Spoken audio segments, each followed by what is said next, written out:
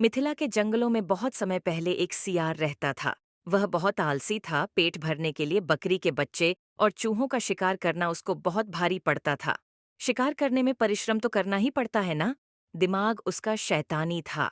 यही तिकड़म लगाता रहता कि कैसे ऐसी जुगाड़ लगाई जाए जिससे बिना हाथ पैर हिलाए भोजन मिलता रहे। एक दिन इसी सोच में डूबा सियार एक झाड़ी में दुबका बैठा था। बाहर चूहों की टोली उछल कूद व भाग दौड़ करने में लगी थी। उसमें मोटा सा एक चूहा था जिसे दूसरे चूहे सरदार कहकर बुला रहे थे और उसका आदेश मान रहे थे। सियार उन्हें देखता रहा, उसके मुंह से लार टपकती रही। फिर उसके दिमाग में एक तरकीब आई।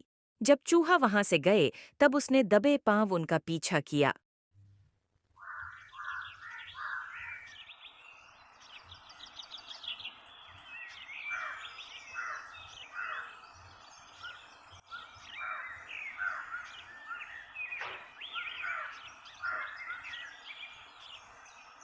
कुछ ही दूर उन चूहों के बिल थे। सियार वापस लौटा। दूसरे दिन प्रातः वह उन चूहों के बिल के पास जाकर एक टांग पर खड़ा हो गया। उसका मुंह उगते सूरज की ओर था, आंखें बंद थीं। चूहे बिलों से निकले तो सियार को उसे अनोखी मुद्रा में खड़े देखकर वो बहुत चकित हुए। एक चूहे ने जरा सियार के निकट जाकर पूछा, सियार मामा, तुम इस प्रकार एक टांग पर क्यों खड़े हो? सियार एक आंख खोलकर बोला, मूर्ख, तूने मेरे बारे में नहीं सुना। मैं चारों टांगे नीचे टिका दूंगा तो धरती मेरा बोझ नहीं संभाल पाएगी, ये डोल जाएगी। साथ ही तुम सब नष्ट हो जाओगे। तुम्हारे ही कल्याण के लिए मुझे एक टांग पर खड़े रहना पड़ रहा है। चूहों में खुसर फुसर हुई। चूहों के सरदार ने कहा, सियार मामा, तुम इस प्रकार टांग पर क्यों खड़े हो? सियार ने ढोंग रचा, मैं सैकड़ों वर्ष हिमालय पर्वत पर एक टांग पर खड़े होकर तपस्या की। मेरी तपस्या समाप्त होने पर फूलों की वर्षा हुई। भगवान ने प्रकट होकर कहा कि मेरे तप से मेरा भार इतना हो गया है कि मैं चारों पैर धरती पर रखूंगा तो धरती गिरती हुई ब्राह्मण को फोड़कर दूसरी ओर निकल जाएगी। धरती मेरी कृपा पर ही टिकी रहेगी। तब से मैं एक टांग पर ही खड़ा हूँ। मैं नहीं चाहता कि मेरे कारण दूसरे जीवों को कष्ट हो। एक चूहे ने पूछा, तपस्वी मामा, आपने अपना मुंह सूरज की ओर क्यों कर रखा है? सियार ने उत्तर दिया, सूर्य की पूजा के लिए। दूसरे चूहे ने कहा, और आपका मुंह क्यों खुला है? सियार बोला, हवा खाने के लिए। मैं केवल हवा खाकर जिंदा रहता हूँ। मुझे खाना खाने की जरूरत नहीं पड़ती। मेरे तप का बल हवा को ही पेट में भांति भांति के पकवानों में बदल देता है। उसकी इस बात को सुनकर चूहों पर जबरदस्त प्रभाव पड़ा। अब सियार की ओर से उनका सारा भय जाता रहा। वे उसके और निकट आ गए।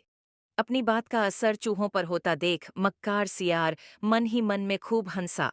अब चूहे महातपस्वी सियार के भक्त बन गए। सियार एक टांग पर खड़ा रहता, चूहों की टोलियां भक्ति रस में डूबकर अपने बिलों में घुसने लगती। तो सियार सबसे बाद के 3-4 चूहों को दबोच कर खा जाता।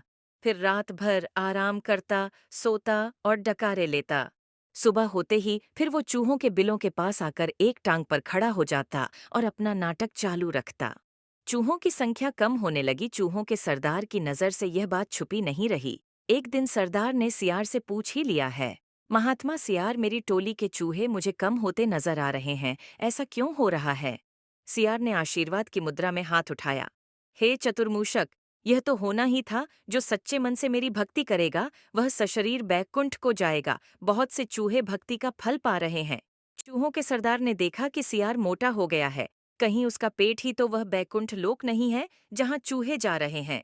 चूहों के सरदार ने बाकी बचे चूहों को चेताया और स्वयं उसने दूसरे दिन सबसे बाद में बिल में घुसने का निश्चय किया। भजन समाप्त होने के बाद चूहे बिलों में घुसे सियार ने सबसे अंत के चूहे को दबोचना चाहा। चूहों का सरदार पहले ही चौकन्ना था। वह दांव मारकर सियार के पंजे से बच गया। असलियत का पता चलते ही वह उछलकर सियार के गर्दन पर चढ़ गया और उसने बाकी चूहों को हमला करने के लिए कहा। साथ ही उसने अपने दांत सियार की गर्दन में गड़ा दिए। बाकी चूहा भी सियार पर झपटे और सब ने कुछ ही देर में महात्मा सियार को कंकाल सियार बना दिया। केवल उसकी हड्डियों का पिंजरा बचा रह गया।